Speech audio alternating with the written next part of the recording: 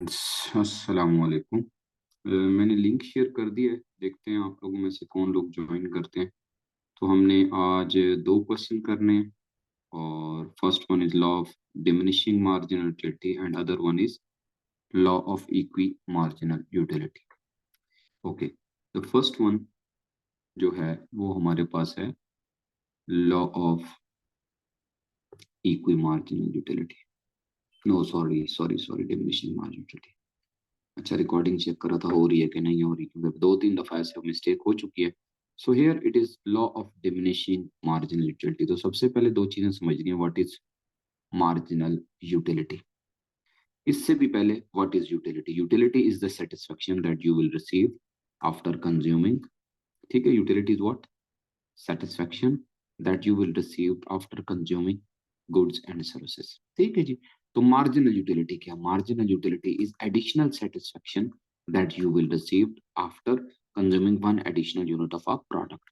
सो ये basically additional utility है, जब आप एक एक्स्ट्रा यूनिट किसी भी गुड्स का यानी कमोडिटी का या सर्विसेज का यूज करते हैं।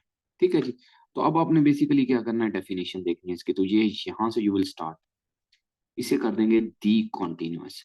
The continuous consumption of good cause a decrease in its utility. ये लॉ की एक्सप्लेनेशन भी है, डेफिनेशन भी है।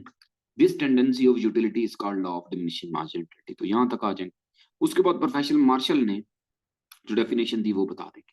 द एडिशनल बेनिफिट, बेनिफिट की जगह आप क्या कर देंगे, करना चाहें तो लिख दें सेटिस्फेक्शन, या कर दें utility. Which a person derives, derives का मतलब होता है रिसीव। ठीक है जी। From an increase in its stock, stock की जगह कर सकते हैं यूनिट्स। ठीक है जी, units of output of a good diminishes यानी कम होती है with every increase in the stock that he already has. हाँ जी, रिस्ट्रिक्ट टाइप ऑफ थिंग, कौन आ गए हो, कौन जाग सर रहा था जहीम इस टाइम। साकिब। मैं रैंक सर। कैसे, ठीक, ठीक है, ओके। सो ये ओके आज रिकॉर्डिंग सही हो रही है तो हम आगे चल रहे हैं। मैंने जस्ट डेफिनेशन बताई है अभी तक law of diminishing okay. Marginal utility की, कि कहाँ से कहाँ तक करनी ठीक है, है, फिर ओके सर। रिकॉर्डिंग आज शेयर हो जाएगी। ठीक है, आगे चलते हैं जी। Okay sir. आगे हमारे पास पहले थोड़ा सा इसको डिलीट कर लें, कि ये यहाँ पे हमारे पास जो फालतू लकीरें आ गई हैं इसको कर दिया डिलीट।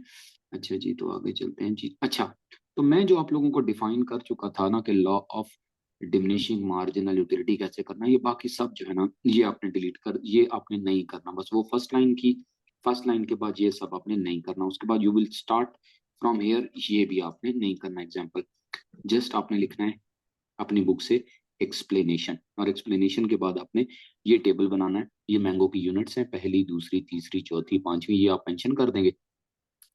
कोशिश करना है मार्जिनल यूटिलिटी पहले बनाएं, टोटल यूटिलिटी को उस तरफ बनाएं। या अंडरस्टैंड, इसे करना आसान होता है, इसको बाद में करें, या नाम भी बनाएं तो कोई मसला नहीं है। तो जैसे जैसे आप मैंगो की यूनिट्स को आप यूज करते चले जाएंगे, पहली दूसरी तीसरी चौथी, तो आप देखें जो मार्जिनल यूटिलिटी जो कि एडिशनल सेटिस्फेक्शन होती है वो फॉल कर रही है, जीरो हुई है जब आप फुल्ली सेटिस्फाई हो गए हैं। ठीक है जी। और उसके बाद फिर वो नेगेटिव में चली गई है, तो ये सिचुएशन होती है। इसे नेगेटिव यूटिलिटी कहते हैं। जीरो से पहले पहले तक पॉजिटिव यूटिलिटी होती है। Zero point of full satisfaction कहते हैं कि जिसके ऊपर मजीद यूनिट्स को यूज करने की विश नहीं रहती है, और इसके ऊपर आपकी टोटल सेटिस्फेक्शन मैक्सिमम होती है जो कि 12 है। टोटल सेटिस्फेक्शन आपको कैसे मिल रही है, जरा इसको डिलीट करते हैं, फिर आपको दिखाते हैं कि जी टोटल सेटिस्फेक्शन हमें कैसे मिली। वैसे तो पता है आप लोगों को, टोटल यूटिलिटी जो मिलती है ना वो ऐड करके मिलती है मार्जिन यूटिलिटी को। Six, six plus four, 10।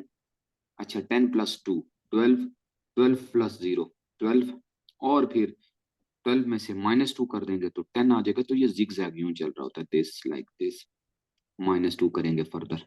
ठीक है जी। तो अब क्या किया, 10 में से अब आपने -4 करना है, ये यूं आना था, तो ये आपके पास 6 आ गया। तो दिस तरीके से आपके पास जो है ना आपके पास आ जाता है। तो इसका मतलब ये हुआ कि टोटल यूटिलिटी जो है ना वो आपको मिलती है मार्जिनल यूटिलिटी को ऐड करने से। आप जितनी भी मार्जिनल यूटिलिटीज हैं उनको ऐड करते चले जाएं, तो आपको क्या मिल जाती है, टोटल यूटिलिटी मिल जाती है। तो ये क्लियर हो गया जी। अब हमारे पास फर्दर टेबल अगर हो गया, टेबल के बाद डायग्राम है वो बहुत आसान सी है, और वो कैसे बनाएंगे जी हम, वो ये। अच्छा, जैसे मैं आपको बताता होता हूँ, टेबल की जो एक्सप्लेनेशन है वो आपने अपने वर्ड्स में करनी है, इन अबव टेबल। ठीक है, या ये करना चाहें तो ये बहुत आसान है। इस एक्सप्लेनेशन में सिर्फ ये लिखा हुआ है कि फोर्थ यूनिट पे अब आप आपकी जो मार्जिन यूटिलिटी जीरो हो गया, इट इज सेटीईटी। सेटीईटी पॉइंट या फुल सेटिस्फेक्शन पॉइंट एक ही बात होती है, सेटीईटी या full satisfaction point of full satisfaction आप लिख सकते हैं इसकी जगह। ठीक है, और उसके बाद यूटिलिटी, और इसके बाद now the desire of the consumer for the mango is satisfied, fully satisfy हो गया, मजीद मैंगो यूज करने की उसकी विश नहीं रही। लेकिन इसके बाद भी अगर वो क्रेजी है तो यूटिलिटी उसकी नेगेटिव हो जाएगी। अच्छा, डायग्राम बहुत आसान है, आपने यूं कुछ बनानी, स्ट्रेट लाइन फुट लेके ये आपने बना दिया, ये आपके पास है मार्जिनल यूटिलिटी जो कि गिर रही है, चौथे यूनिट पे हुई थी ना जीरो, ये देखें इधर। और उसके बाद दैट्स इट, बस ये डायग्राम आपकी कंप्लीट हो गई। ये मार्जिन यूटिलिटी है, यहाँ पे हम ले रहे हैं क्वांटिटी यानी यूनिट्स ले रहे हैं। बाद में कार्रवाई डालने के लिए इधर करते हैं वन, इधर करते हैं टू, इधर करते हैं थ्री। बाकी आपको नजर आ रहा है कि ये मार्जिनल यूटिलिटी कर्व है, दैट्स इट। तो क्या शो कर रहा है, फॉल कर रहा है ये जी। अच्छा, आगे चलते हैं जी, नीचे जाते हैं, इसकी अजम्पशन है, अजम्पशंस की हेडिंग भी कर सकते हैं, वन लाइन ऐड भी कर सकते हैं इसके अंदर। ठीक है, तो अब आपके पास अजम्पशंस में अगर आप जाएंगे तो यू विल सी, पहली पहली ये है कि सूटेबल क्वांटिटी होनी चाहिए। यानी सूटेबल क्वांटिटी में याद होगा मैंने आपको कहा था पानी का गिलास आपने नॉर्मल वाला लेना है, ठीक है, जो 250 ml वाला है, तो पलवान जी वाला नहीं लेना है जिसके अंदर 500 ml हो, no, is not suitable unit होनी चाहिए। सूटेबल यूनिट इज 250 ml का पानी का गिलास। ठीक है, ऐसा भी मैंगो है जो पूरे का पूरा 1 kg का एक मैंगो होता है, तो आपने 1 kg वाला मैंगो नहीं लेना है, एक नॉर्मल साइज का जो मैंगो है वो यूनिट होगा। तो कोई भी चीज है इसी तरीके से, एक टेस्ट मैच को एक यूनिट नहीं लेना है। अगर क्रिकेट खेल रहे हैं तो क्रिकेट के अंदर भी आपके पास जो है एक ओवर को आप एक यूनिट ले सकते हैं, ना कि पूरे 50 ओवर्स के मैच को आप एक यूनिट लें। तो कोई भी गुड्स या सर्विसेज यूज करें, that should be a suitable quantity. अब इसके अंदर the quantity of the good which is suppose to be unit should be suitable. अब यहां तक भी कर देना तो आपके लिए काफी हो जाएगा। अगर एग्जांपल देना चाहें तो ये देखें, जग की एग्जांपल दे रहे हैं कि पानी का जग एक यूनिट नहीं होगी, पानी का गिलास जो है ना वो एक यूनिट होगी। कॉन्टिन्यूस कंजम्पशन, तो चीज का जो इस्तेमाल है अच्छा, अब आपने इसको अगर आसान करना है तो इन दिस लॉ या it is assumed, it is assumed, ये तो लाइन हर जगह आप लगा दें, इधर भी लगा दें, इधर भी कर दें, इस वाले में भी कर दें। It in this law it is assumed that the good should be continuously consume.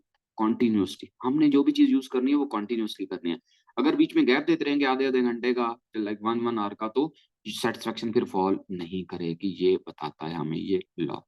आगे चलते हैं, equal units, next is equal units. तो जो भी हम चीज यूज कर रहे हैं उसकी जो नेचर है ना वो एक जैसी होनी चाहिए। अगर पानी का गिलास है ना तो बस वो एक जैसा होना चाहिए, ये नहीं होना चाहिए कि भाई पता चले उसकी नेचर ही चेंज हो जाए, एक पानी का गिलास हो, एक जनाब सिंपल वाटर हो, एक ठंडा पानी हो, एक जनाब मरिंडा हो, एक फांटा हो, ये चीज। उसके बाद यहाँ पे ये भी बताया गया है कि कंज्यूमर की, it is assumed in this law that no change in consumer mental condition, that's it, इतना ही बता दें काफी है। समझने के लिए ये है कि आप एक चीज का इस्तेमाल कर रहे हैं 1 2 3 4, अब यूटिलिटी जीरो हो चुकी है, मार्जिन यूटिलिटी जीरो हो गई है, लेकिन क्या हुआ, आपको डॉक्टर ने कहा कि ये आप खाएंगे तो बच जाएंगे वरना आप मर जाएंगे, लेट्स सपोज कोई भी कोविड शोविड हुआ हुआ है, तो यूटिलिटी बेशक जीरो भी है वो दोबारा पॉजिटिव हो जाएगी, मेंटल कंडीशन चेंज होगी। ऐसे ही आप एक चीज बड़ी मजे से खा रहे थे, पता चला कि वो जो है ना उसके अंदर कोई बीमारी आई हुई है, तो वो चीज पहले यूनिट पे ही नेगेटिव हो जाएगी यूटिलिटी आपकी, मार्जिन यूटिलिटी। तो मेंटल कंडीशन जो है ना वो नहीं चेंज होनी चाहिए, हम ये अज्यूम करते हैं। अच्छा, ये हो गया, आगे चलते हैं। लास्ट है जी इसका वो अजम्पशन आपके पास है कि कंज्यूमर की इनकम नहीं चेंज होनी चाहिए, क्योंकि अगर इनकम चेंज हो जाए तो फिर आपकी सेटिस्फेक्शन जो प्रोडक्ट में होती है या नहीं रहती, या जो चीज आप पहले नहीं यूज कर रहे थे वो यूज करना शुरू कर देते हैं। तो कंज्यूमर की income, it is assumed in this law that consumer income will not change, that's it. उसके बाद आपके पास आ जाती हैं एक्सेप्शंस, और एक्सेप्शंस का मतलब ये होता है कि किन चीजों पर लॉ नहीं अप्लाई होता, सिर्फ आपने हेडिंग्स याद करनी है इसके अंदर। ठीक है जी, तो ये हेडिंग्स में पहले आपके पास आ रहा है ये नॉलेज। ठीक है, तो आपकी गलत फहमी है कि नॉलेज पे ही अप्लाई होता है, तो नॉलेज पे नहीं होता, इल्म पर, वेल्थ और मनी पे नहीं होता। हिस्टोरिकल आर्टिकल्स यानी पुरानी नवादरात जो होती हैं, ओल्ड इंडीक चीजें, वो जितनी ज्यादा आपके पास है सेटिस्फेक्शन बढ़ती चली जाती है। शो ऑफ फैशन पे नहीं अप्लाई होता, ड्रग्स और नार्कोटिक्स के ऊपर ये नहीं अप्लाई होता। तो ये चीजें आपने देख लेनी है, इट्स इजी पीजी थी। ठीक है जी, नेक्स्ट व्हाट, प्रैक्टिकल इंपॉर्टेंस भाई इसकी आ गई, तीन इसकी इंपॉर्टेंस है। इस लॉ को को तीन किस्म के लोग इस्तेमाल कर सकते हैं जो जिनके लिए ये बड़ी वैल्यूएबल है। एक, कंज्यूमर के लिए कि कब तक उसने किसी चीज का इस्तेमाल करना है, पहली, दूसरी, तीसरी, चौथी यूनिट पे उसकी मार्जिन यूटिलिटी जीरो हो गई थी ना अभी एग्जांपल के अंदर, तो बस जी ये लॉ बता रहा है भाई अब मजीद चीज को यूज ना करो, तो ये तो कंज्यूमर को गाइड करता है। Basis of law of demand, ठीक है। आप जब चीज को परचेज करते थे आपको याद होगा ये लॉ ऑफ डिमांड हमने बनाया, डिमांड करना है, ठीक है। तो ये प्राइस है 10, 10 पर आप ले रहे हैं टू चीजें, और जैसे प्राइस 5 हुई तो आप ले रहे हैं 4। एक्चुअली आपको यूटिलिटी की थ्योरी आपको हेल्प कर रही है कि आपने जब प्राइस फॉल हुई है तो आपने वो चीज ज्यादा ली है, लेकिन अगर प्राइस ज्यादा थी ना, 10 थी, तो उस पर आपने कहा दो दो चीजें ही काफी है। क्यों 10 के ऊपर आपने 4 क्यों नहीं ली यूनिट्स, 10 के ऊपर आपने 2 क्यों ली? इस वजह से क्योंकि आप समझते हैं कि थर्ड और फोर्थ यूनिट की उतनी सेटिस्फेक्शन नहीं है, बस 2 काफी है। जैसे ही प्राइस कम हुई तो लॉ आपको डिमिनिशिंग मार्जिन यूटिलिटी आपको हेल्प करता है डिमांड में भी कि अच्छा यार ज्यादा ले लो, अगर यूटिलिटी कम है तो कीमत भी तो कम है ना। इस वजह से अक्सर हम भी ज्यादा चीजें ले लेते हैं जब कीमत कम होती है। ये हो गया जी। तो लॉ, अच्छा नेक्स्ट टैक्स। टैक्स, ये लॉ गवर्नमेंट को भी हेल्प कर रहा होता है। तो गवर्नमेंट किन चीजों पर टैक्स ज्यादा लगाती है? उन चीजों पर टैक्स ज्यादा लगाती है जो हमारी बेसिक नेसेसिटीज होती हैं, जिनकी हमें ज्यादा जरूरत होती है, जिनमें सेटिस्फेक्शन ज्यादा होती है, उन्हीं चीजों के ऊपर ये गवर्नमेंट क्या लगा देती है? टैक्स लगा देती है, ठीक है। तो ये एक बैड चीज है, लेकिन ये है कि गवर्नमेंट को पता है कि मैंने टैक्स लगाना है तो उन्हीं चीजों पे लगाना है जो कंज्यूमर के लिए ज्यादा वैल्यूएबल है, और कंज्यूमर उसे परचेज भी करेगा। पेट्रोल आपके सामने है, इलेक्ट्रिसिटी आपके सामने है, गैस आपके सामने है।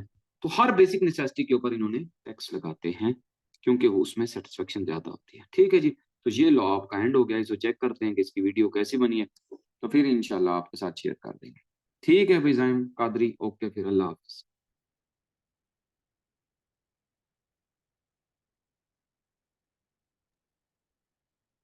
सर। हाँ जी सुन रहा हूँ, दसो। सर एक बात